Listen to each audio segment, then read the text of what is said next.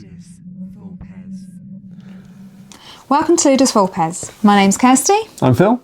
You join us as we run through an extremely fast game and review of Gardeners. Gardeners is Sit-down games. from sit-down games. Gardeners is a game for multiple players. It is a cooperative game. It is played in silence, well, almost or entirely in silence. It has one of these to give you a 15-minute time limit, and it is a little bit hectic. And normally we go down to the table and give you a brief overview of the rules. Actually, I'm just going to talk through them now, and hopefully you'll see exactly how that works when we get to the game. So in Gardeners, you've got a little stack of tiles here. Each of the tiles has a garden element on it, and there might be multiple elements. This one, for example, has a path, a flower, and soil, and a magpie. And what you're going to do is you're going to be arranging your tiles in a 6x6 garden. Each person is going to place tiles as rapidly as they want into that garden, and each of us is going to have one of these. These are called constraint cards. These limit how the garden, or set a rule on each element of the garden. Once the round is complete, we'll check to see if the constraint is met. If it is, the next player will draw a constraint card, and so on, and we'll start a new round, and we'll play for exactly 15 minutes. Every time there are 3 constraint cards on the table and a new card is taken, one of them is called a scored card and will total up towards our final score. Just to make you aware, we are going to speed up the 15 minutes. You don't have to sit there and watch it. It'll be probably closer to 5 minutes. Maybe so 3. It is worth watching. 3. Let's better get warmed up. So after each garden's been built, we will ask for a check, and we will do this. That means check. Check. And if it's good, you'll see thumbs up. And yeah, If it's negative, thumbs down, and we will start to rebuild the garden based on the constraints we have. so Okay, let's play a down game. to the table. Okay. Let's play a game of gardening. We'll see you in a few minutes. Everybody. Right, you join us down at the table, and we're ready to play. 3, 2, 1, go.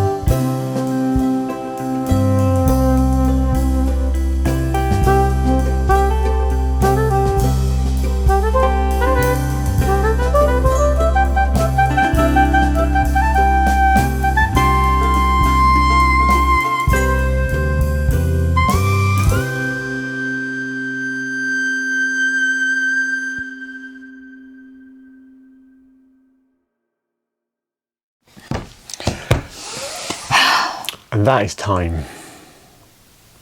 No, it's still going. It's time. It was only 12 minutes. 12 and a half minutes. That's naughty. That's unusual. I think that's some time. I might be broken. Okay, and I cocked up. They were directly opposed, so we shouldn't have cancelled those. Actually, maybe they're not. The what? Like, they've got to be next to each other, but Yeah. greens can't be next to another one. So you should have discarded that because it's there. It's fine.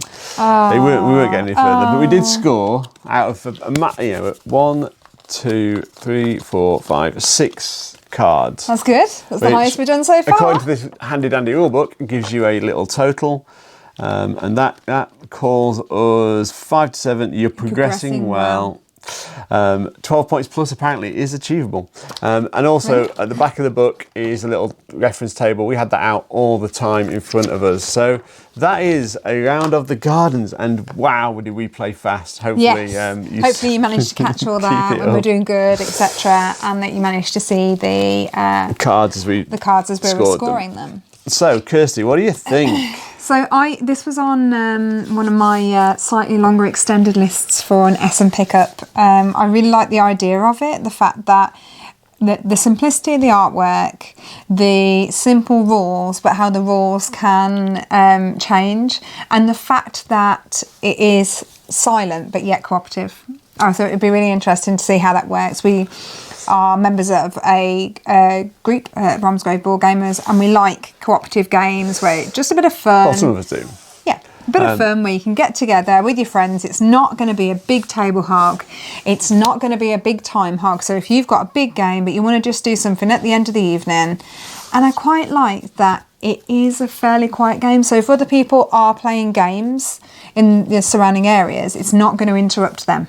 No. And I quite like that. And it obviously sits around alongside other games that have that sort of silent cooperative element. So the mind, tranquility, there's that kind of similarity there. But also like Hanabi, although you get Magic Maze. Yeah, Magic a Maze. little bit, but then that's like Slammy Slam. But actually, it sits alongside those kind of games as a 15-20 minute, you'll need to explain the rules, 15-20 minute game where you're trying to establish what these constraints are. You only ever have 3 constraints in play, so whenever you draw a 4th card around the table, the oldest card becomes a scored card, and that's how the scoring works. And it's one of those games where actually you just get incredibly infuriated with the people you're playing with, and that in a nice way, kind of. So yeah, I really like this. I think it works really well. Once you've got the garden set up in the first time, you're just moving tiles around. There's a rule which Kirsty fails to follow, which is you take one tile and hand it over to another person. I try, and I just I get. And then, suddenly she's like, you like this. And it's like, no. But then you take them like that, so you help me. But anyway. you can only when you take a tile out of the garden to rearrange it, you must pass it to another player. Yes. So that makes a slightly intriguing little element there. It plays 1 to 4 players. It does. 10 upwards is the recommendation, although I've got nephews that would absolutely love this game. The complexity in it would probably, they'd just find it a walk in the park in comparison to me. It's right up their street. Okay, so problems that may arise with this game, and problems that I see arising with this game, in the same way as like Hanabi kind of gets there, that people will start to develop their own rules. So if it's like one of these that like can't be matching, someone might go, all right, so if it's a can't be matching one, first tile that you give out should be one of the ones that can't be matching, and you'll be like, I can see those kind of like in-house and in-club rules occurring. If these two can't match and I give you that, that's me telling you that that's one of the things that can't match. Oh, I wouldn't know you'd done that. No, but that's why little club rules might occur around it. You don't know. And actually, that kind of breaks the spirit of the game, but I can see it happening if people want to really smash the scores. And they might want to smash the scores because eventually, when you get to 12 or better, you get to open the expert level cards, which I can also see people opening these expert level cards, which are clearly going to have things to do with snips, magpies, butterflies. Yeah. So that's going to increase the complexity. So that's nice. You've got somewhere to go with the game after you've mastered the base game.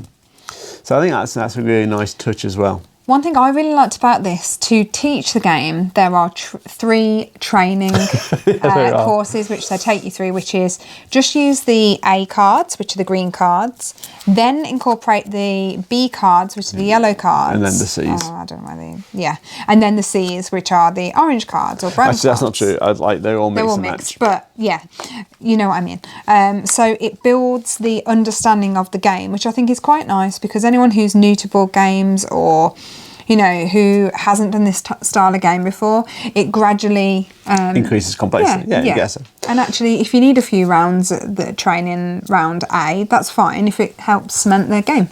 Yeah, and what I would say is with the timer, which is 12.5 minutes apparently. Yeah. But with the no, rather than the 15, with a timer, I think you're in a nice situation where the game is not going to overstay its welcome. No. It plays, it's fun. You're going to have a laugh doing it.